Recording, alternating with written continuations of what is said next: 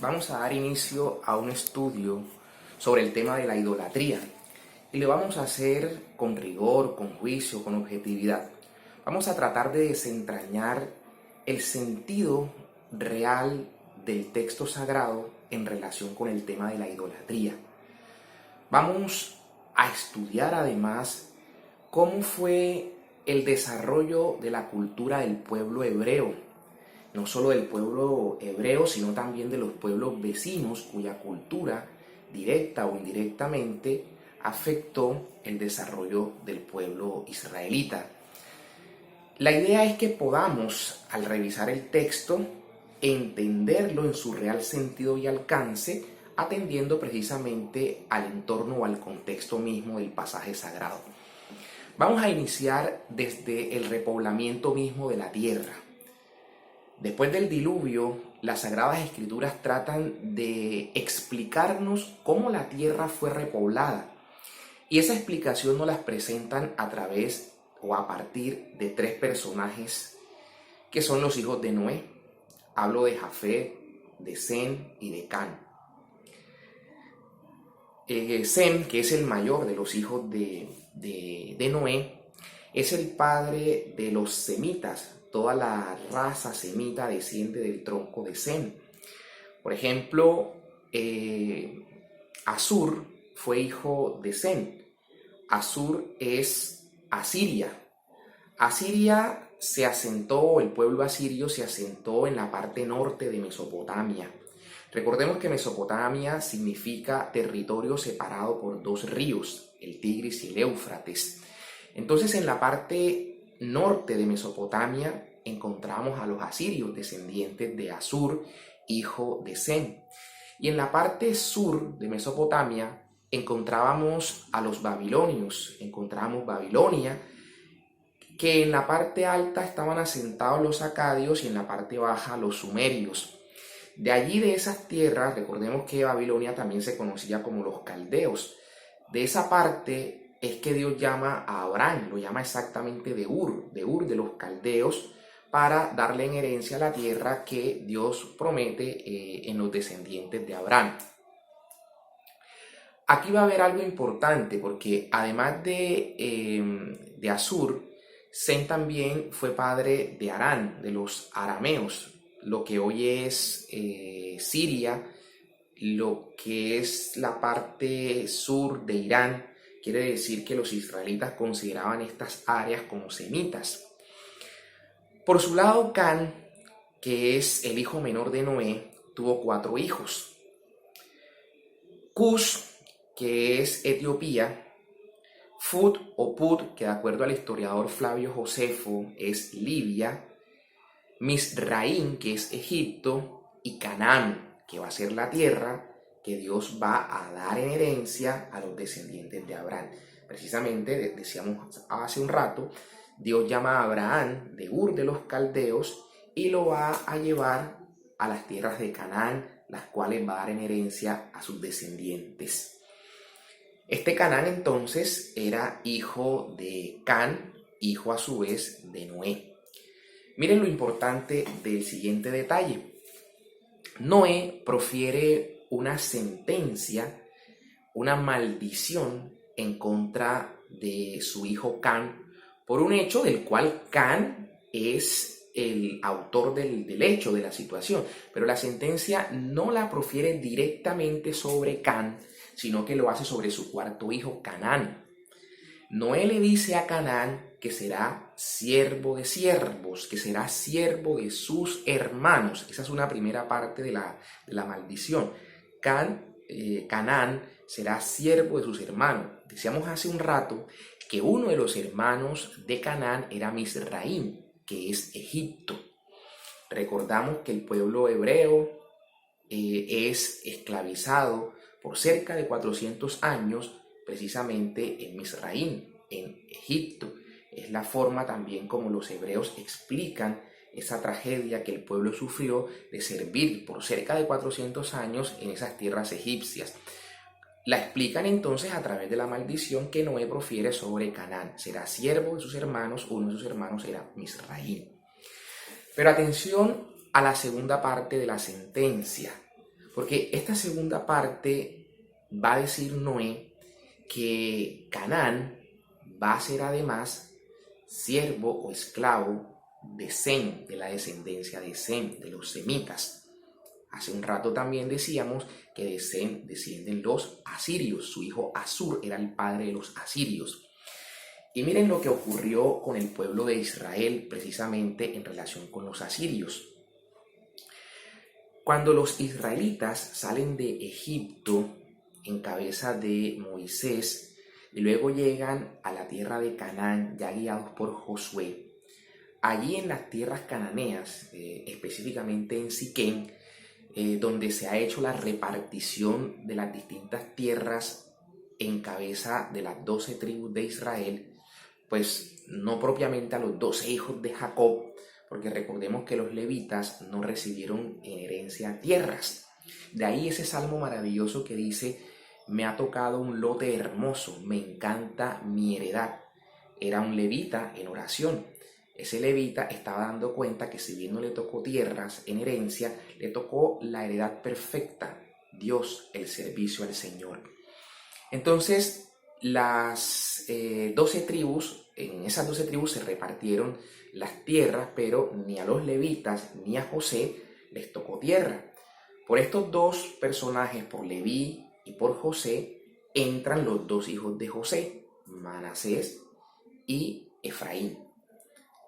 Sobre ellos y los otros 10 hijos de Jacob se reparten las tierras. Pero recordemos que eran tierras habitadas por poblaciones paganas.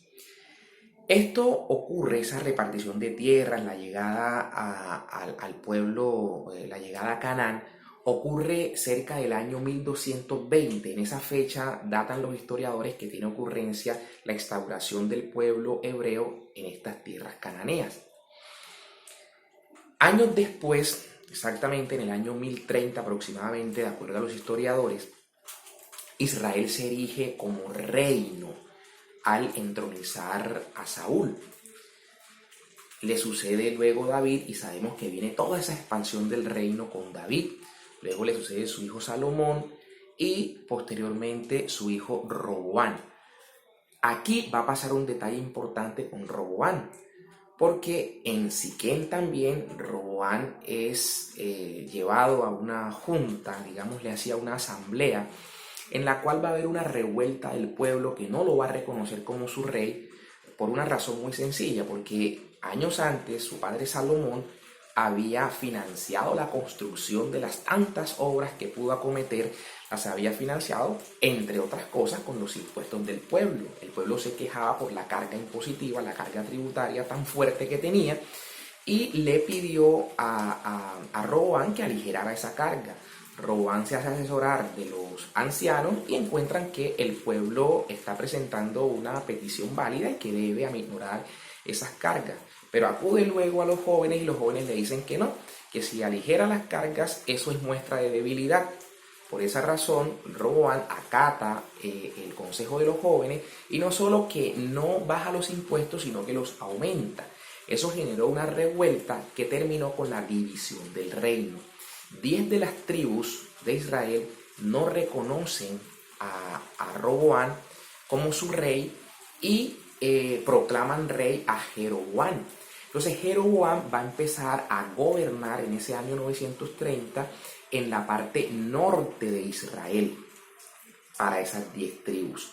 Y en la parte sur va a gobernar, en Judá puntualmente, va a gobernar Roboam. Entonces el reino quedó dividido, reino de Israel al norte y reino de Judá al sur. ¿Qué va a ocurrir en el año 722?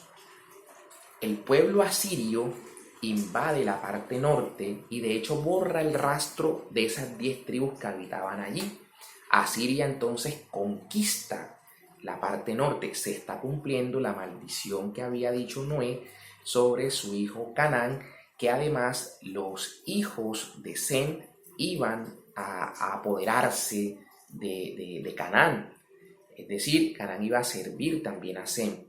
Entonces, los asirios luego llegan y pueblan toda esa parte norte, por eso Samaria es poblada o repoblada por asirios, y de ahí que los de Judá no se gusten con los samaritanos porque realmente no eran raza hebrea pura.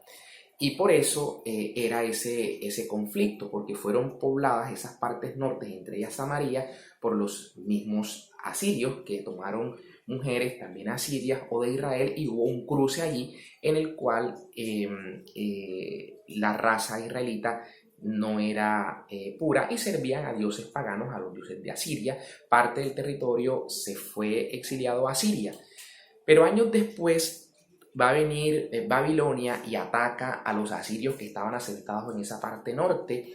Y Babilonia no solo ataca a los asirios en el norte, sino que además se extiende hasta el sur. Por el año 586 aproximadamente, toma el control de la parte sur de Judá, destruye el templo, destruye las murallas, y los israelitas que habitaban allí, los hebreos, los judíos que habitaban allí, son exiliados hacia Babilonia. Entonces se cumple la segunda parte de la maldición de Noé, en el sentido de que Canaán iba a ser no solo siervo de Misraín, de Egipto, que lo fue durante 400 años, sino que también iba a ser siervo de las descendencias de Sem, es decir, tanto los asirios en el año 722 como del pueblo de Babilonia en el año 586, que es deportado a Babilonia, y de hecho allá en Babilonia sirve durante aproximadamente 50 años hasta que Ciro el persa traba combates con Babilonia y permite el regreso de los israelitas a su nación. Entonces vemos allí cómo el pueblo hebreo desde un principio y a mediados de su historia del reinado fue llevado a tierras extranjeras a servir, y por supuesto a mezclar esa cultura con la cultura pagana y de varios dioses extranjeros que esas naciones adoraban. Con eso hablamos entonces de los hijos de Noé, el repoblamiento de la tierra, pero veamos ahora lo que ocurre con Abraham y con su pariente Lot. Abraham, recordemos que es sacado de Ur de los Caldeos, descendiente de Sem también. Abraham sale con su padre y sale también con su pariente Lot. La Biblia, las escrituras, utilizan la expresión hermano. Realmente no es Abraham hermano de Lot. Lot es sobrino de Abraham. Pero las escrituras utilizan la palabra hermano para referirse a ese núcleo cercano, como también lo hace el Nuevo Testamento. De allí que cuando se hable de hermanos de Jesús, no se hablan de hijos de su mamá como algunos piensan, sino que son parientes cercanos. De hecho, cada hermano que se dice de Jesús tiene su explicación en la Biblia de cuál es su padre o su madre, y no es María. Bien, pero eso es otro tema. Vuelvo al hecho de que Dios saca a Abraham de su tierra, sale con Lot, y veamos lo que va a pasar con Lot. De Lot van a descender dos grandes pueblos. Uno van a ser los amonitas y otro los moabitas. Los moabitas van a descender del hijo mayor de Noé, que es Moab. Y los amonitas van a descender del hijo menor de Lot, que es Amón o Ben-Amí. Estos hijos de Lot nacen de una relación incestuosa. Las hijas de Lot que lo embriagan se acuestan con su padre, y de ahí nace tanto Ben-Amí como Moab. Nacen estos dos personajes, y de ahí desciende toda esta cultura, todos estos pueblos. Pero atención, porque los moabitas de Moab, los moabitas adoran un dios nacional, tienen un dios que adoran. Hablo exactamente de Quemos.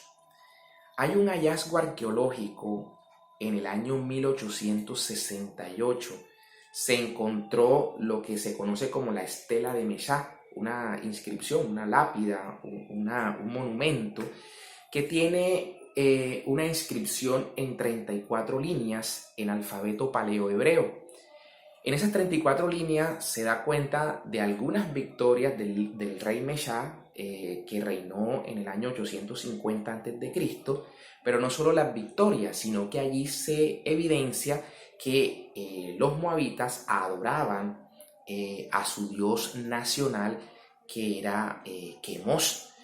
Quemos es lo que luego las culturas griegas, sobre todo la griega, adoptó como Cronos, el dios Cronos, y la cultura romana adoptó como el dios Saturno. Entonces, a Quemos se le ofrecían niños, pasaban por el fuego los padres, las madres a sus niños, y adoraban a este dios. Miren que este dios, Quemos, de los moabitas, hay un pasaje en la carta, en el libro de los Reyes,